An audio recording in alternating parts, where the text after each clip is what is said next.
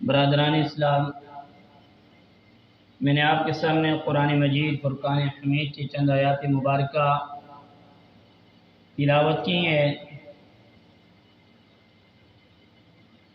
آج کا ہمارا جمعۃ المبارک جس کا عنوان ہے حضرت ابراہیم علی نبینا علیہ السلام کی اپنے بیٹے حضرت اسماعیل علی نبینا علیہ السلام کی قربانی کا واقعہ۔ گزشتہ جمعۃ المبارک پر حضرت ابراہیم علی نبینا علیہ السلام کی سیرت مبارکہ ولادت باسعادت سے لے کر کے آتش نمرود تک اس کا بیان ہوا تھا۔ آج کے جمعۃ المبارک میں اس سے آگے حضرت ابراہیم علی نبینا علیہ السلام اور ان کے بیٹے حضرت اسماعیل علی نبینا علیہ السلام کی ایک وہ عظیم قربانی صدیاں بیت چکی ہیں، سالوں سال گزر چکے، آج بھی مسلمان عالم اور قیامت تک جب تک یہ کائنات کا نظام قائم ہے وہ یہ سنت ابراہیمی کو زندہ کرتے رہیں گے جس کا نام ہے قربانی۔ کوئی شخص، کوئی ملک، کوئی قوم، کوئی خاندان، کوئی بھی شخص قربانی دیتا ہے، کسی بھی اعتبار سے اگر وہ قربانی دی جاتی ہے تو اس کی قربانی کو ہمیشہ رہتی دنیا تک یاد رکھا جاتا ہے۔ اسی طریقے پر انبیاء علیہ السلام کے واقعات بے شمار قرآن اور سنت میں موجود ہیں، جن میں سے حضرت ابراہیم علی نبینا علیہ السلام ان کا ذکر قرآن مجید فرقان حمید کے اندر تقریباً 86 مرتبہ آیا ہے، اور اس بات سے آپ اندازہ لگائیں کہ حضرت ابراہیم علی نبینا علیہ السلام کا مقام اور مرتبہ اللہ کے ہاں اتنا بلند اور بالا ہے۔ اپنی کتاب قرآن مجید فرقان حمید کے اندر اللہ نے پوری ایک سورت ابراہیم کے نام سے نازل کی ہے، اور بے شمار جگہوں پر اللہ تبارک و تعالیٰ کی ذات نے آپ کے واقعہ، مختلف واقعات جو آپ کی زندگی میں پیش آئے، آپ نے کتنی قربانیاں دی، نمرود کے ساتھ آپ کے کئی واقعات پیش آئے، اپنی قوم والوں کے ساتھ، اپنے والدین کے ساتھ، جو بت بنا کے بت فروش بھی تھے اور بتوں کو معبود بنایا ہوا تھا، اس ظلمت اور تاریکی کے نظام میں، اس ظلمت اور تاریکی کے اندھیروں میں آپ نے نکل کر اللہ کی توحید کو بلند کیا، اور اس راستے میں آپ پر بے شمار آپ کو امتحانات سے گزرنا پڑا۔ یہ اللہ تبارک و تعالیٰ کی ذات کی طرف سے انسان پہ عطا ہوتی ہے کہ اللہ تبارک و تعالیٰ کی ذات انسان کو چیک کرتے ہیں، اس کو آزماتے ہیں کہ یہ میرا بندہ میری بھیجی ہوئی اس آزمائش میں، اس ابتلا میں یہ کتنا ثابت قدم رہے گا یا نہیں رہے گا۔ حضرت ابراہیم علی نبینا علیہ السلام کی عمر مبارک 80 سال سے اوپر ہو چکی تھی، کافی عمر گزر چکی تھی، آپ کے ہاں اولاد نہیں تھی، آپ بغیر اولاد کے تھے۔ اپنے علاقے عراق سے شام کی طرف آپ نے سفر کیا، تو آپ کے ساتھ آپ کی بیوی سارہ علیہ السلام بھی ساتھ تھی، اور آپ کے بھتیجے حضرت لوط علیہ نبینا علیہ السلام بھی ساتھ تھے۔ راستے میں ایک بادشاہ آتا تھا، اس کی ایک عادت، وہ بڑا ظالم اور جابر بادشاہ تھا، وہ لوگوں کی عزتوں کو نیلام کرتا تھا۔ اگر اس کو کوئی عورت پسند آ جاتی، اور جس آدمی کے ساتھ ہوتی اس سے لے کر کے اپنے پاس رکھ لیتا تھا۔ کہتے ہیں روایتوں میں ہے کہ حضرت ابراہیم علیہ نبینا علیہ السلام جب اس راستے سے گزرے تو بادشاہ وقت نے آپ کی بیوی حضرت سارہ پر ہاتھ ڈالنے کی کوشش کی، تو اللہ تبارک و تعالیٰ کی ذات نے آپ کے ہاتھ کو شل کر دیا۔ آپ کے ہاتھ، وہ جو بادشاہ تھا اس کے ہاتھوں نے کام کرنا چھوڑ دیا، تو اس نے توبہ طائب کی اور اس نے کہا کہ مجھے تو پتہ نہیں تھا۔ تو اس گرفت کی وجہ سے اس نے حضرت ابراہیم علیہ نبینا علیہ السلام کو ایک باندی، جو اصل میں شہزادی تھی لیکن وہ قید ہو کر آئی ہوئی تھی، جس کا نام تھا ہاجرہ، وہ آپ کو عطا کر دی کہ میں نے آپ اتنے بڑے مقام اور مرتبے والے تھے، تو میں نے اس طرح کا آپ کی عزت پہ ہاتھ ڈالنے کی کوشش کی، تو اس کے مقابلے میں آپ کو یہ عطا کرتا ہوں۔ تو یہ جو حضرت ہاجرہ تھی، اس کے ساتھ آپ نے نکاح کر لیا، اور اس کے بعد اللہ تبارک و تعالیٰ کی ذات کے آگے حضرت ابراہیم علیہ السلام نے اللہ کے آگے دعا کی، رب هب لی من الصالحین، اے اللہ مجھے نیک صالح اولاد عطا فرما۔ اور یہ دعا کی تھی، اللہ اگر آپ نے مجھے اولاد عطا کی تو میں اس کو آپ کے دین کے لیے، آپ کے دین کے لیے قربان کروں گا، اس کو آپ کے دین کے لیے وقف کر دوں گا۔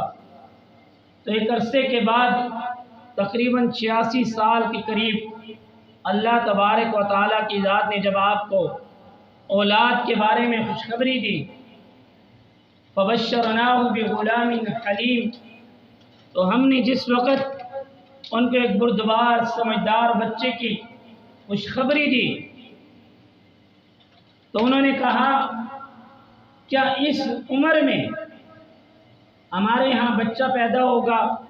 جو عمر بچے پیدا کرنے کی نہیں، یہ کیسے ممکن ہو سکتا ہے؟ انسان آج کے دور کے اندر اس بات کو دیکھتا ہے، جب 50-60 سال سے اوپر ہوتا ہے تو انسان کے اعضاء ڈھیلے پڑ جاتے ہیں، تو اس کو کبھی بھی یہ ذہن و گمان میں بھی نہیں ہوتا کہ اب میری اولاد ہوگی، وہ مایوس ہو چکا ہوتا ہے۔ اور 80 سال سے اوپر انسان پہنچ جائے تو ظاہر بات ہے انسان کے دل میں یہ بات آتی ہے اب میری اولاد کیسے ممکن ہے؟ تو اللہ تبارک و تعالیٰ کی ذات نے فرمایا، قالوا اتعجبین من امر اللہ رحمۃ اللہ وبرکاتہ علیکم اہل البیت، کیا تم اللہ تبارک و تعالیٰ کے معاملے میں، اللہ تبارک و تعالیٰ کے کام کے اندر تعجب کرتی ہو؟ کیا تم یہ چاہتی ہو کہ یہ کام نہیں ہوگا؟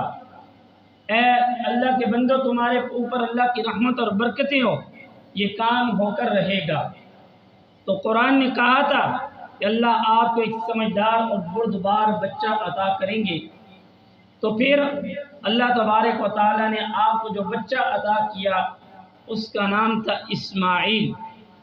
آپ نے اس کا نام حضرت اسماعیل علیہ السلام اسماعیل رکھا، اور پھر اللہ تبارک و تعالیٰ کی ذات کے حکم سے آپ کو حکم ہوا کہ ان کو کسی ویرانے کے اندر آپ چھوڑ کے آ جائیں۔ آپ وہاں شام سے چلتے مکہ المکرمہ کی بیابان ویرانہ پہاڑیاں ہیں جہاں پانی کا کوئی بندوبست نہیں، کچھ بھی نہیں ہے، ایک ویرانہ ہے۔ اللہ نے کہا یہاں پر ان کو چھوڑ دو۔ اب چھوڑ دیا، اب اللہ کا حکم آیا کہ یہاں سے آپ چلے بھی جائیں۔ اتنے عرصے کے بعد اللہ نے اولاد دی، آگے سے حکم ملا یہاں پہ چھوڑ کے چلے جاؤ۔ پانی بھی نہیں ہے، کوئی سایہ بھی نہیں ہے، ویرانہ بھی ہے، جنگل بھی ہے، لیکن اللہ کا نبی اللہ کی محبت میں کتنا زیادہ، جو اللہ حکم دیتا تھا وہ کر دیتے تھے۔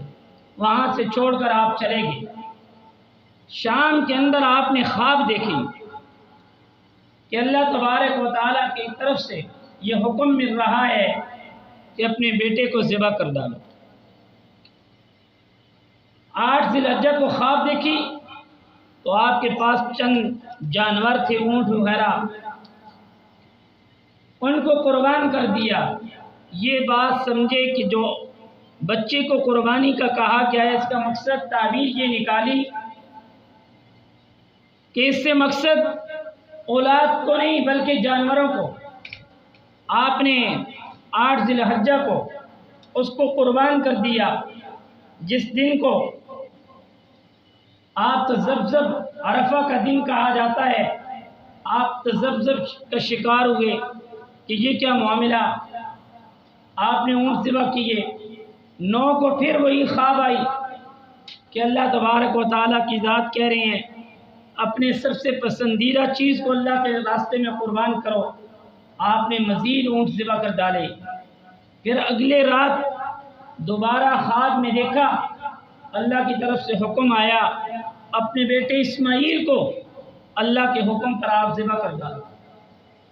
جب صبح اٹھے، اپنی ساری خواب اپنے بیٹے حضرت اسماعیل علیہ السلام کے ساتھ بیان کی کہ بیٹا انی ارا فی المنام انی اذبحک فانظر ماذا تری، میں نے رات کو خواب میں دیکھا کہ میں تو آپ کو ذبح کر رہا ہوں، آپ کی کیا رائے ہے؟ یہاں پر ایک بات ذہن میں رکھ لیں کہ اللہ تبارک و تعالیٰ کی ذات آپ کو وہی کر کے دن کے اجالے میں آپ سوئے ہوئے نہ ہوتے اس وقت بھی کہہ دیتے، لیکن نیند کی حالت میں اللہ تبارک و تعالیٰ کی ذات نے آپ کو کیوں کہا؟ کمال محبت کہ دیکھو ایک آدمی ہماری محبت میں صرف اس کو خواب آتی ہے اور اس خواب کی حالت کے اندر وہ اپنا جو کچھ قیمتی چیزیں ہوتی ہیں، جانور ہیں، ان کو بھی ذبح کر رہا ہے ہمارے نام کے اوپر۔ اور جب پتہ چلا اس خواب کا مطلب اپنی اولاد کی قربانی ہے، وہاں بھی ٹال مٹول نہیں کر رہا، اللہ کی محبت میں اس کو بھی ذبح کرنے کے لیے تیار ہے۔ یہ وہ وجہ تھی۔ اور دوسری بات، حضرت اسماعیل علیہ السلام چھوٹی سی عمر میں بچے ہیں، چلنے پھرنے کے قابل ہیں، میں اور آپ بھی بچوں والے ہیں۔ اللہ نے ہمیں اولاد دی ہوئی، اور جن کی اولاد بڑے عرصے کے بعد ہوئی، چھوٹا سا بچہ ہو، ملا بھی بڑے ٹائم کے بعد ہو، اور جب اس کو کوئی مسئلہ مسائل ہو جائے، اللہ نہ کرے وہ مر جائے، والدین پہ کیا گزرتی ہے۔ حضرت ابراہیم علیہ نبینا علیہ السلام کو اللہ نے اس عمر میں بچہ دیا جس عمر میں بچے نہیں پیدا ہوتے، بچہ مل گیا، پھر اللہ تبارک و تعالیٰ کی ذات نے کہا اس کو اس ویرانے کے اندر چھوڑ کے چلے جاؤ۔ جب بچہ چلنے پھرنے کے قابل ہوا، اللہ تبارک و تعالیٰ کی طرف سے حکم آیا اب اس کو اللہ کے نام کے اوپر ذبح کر ڈالو۔ تو بیٹے سے مشورہ کیا کہ بیٹا میں نے یہ چیز دیکھی ہے تو آپ تیار ہو جاؤ۔ بیٹا بھی نبی کا بیٹا تھا۔ اللہ تبارک و تعالیٰ نے خود قرآن میں کہا فَبَشَّرْنَاهُ بِغُلَامٍ حَلِيمٍ، اے ابراہیم ہم آپ کو خوشخبری دیتے ہیں ایک بردبار بچے کی۔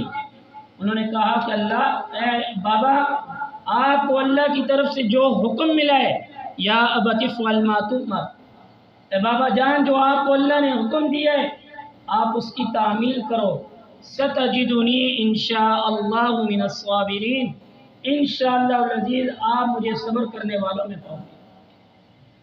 حضرت ابراہیم علیہ السلام نے صبح صبح ان کی والدہ سے کہا اس بچے کو تیار کرو، اس کو میں نے ایک بڑے کے ہاں دعوت پہ لے کے جانا ہے۔ ہمارے یہاں تو دعوت کا جو مفہوم سمجھا جاتا ہے وہ صرف کھانا پینا، اسی کا نام دعوت ہے۔ آپ کسی سے ملنے چلے گئے، کسی نے بلایا ہے، آپ اس کے پاس چلے گئے، یہ بھی ایک دعوت ہے۔ آپ کسی کی عیادت کے لیے چلے گئے، یہ بھی ایک دعوت ہے۔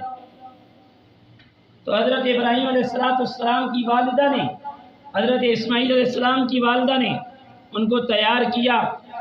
جب تیار کر کے لے کر جانے لگے، جا رہے تھے، اتنے میں شیطان ابلیس آپ حضرت اسماعیل علیہ السلام کی والدہ کے پاس آ گیا۔ آپ کو پتہ ہے ابراہیم علیہ السلام اسماعیل علیہ السلام کو کہاں لے کر جا رہے ہیں؟ کہا کسی کی دعوت ہے اس پہ لے کر جا رہے ہیں۔ کہا ایسا نہیں ہے، کہا وجہ یہ ہے کہ وہ تو اس کو ذبح کرنے جا رہی ہیں۔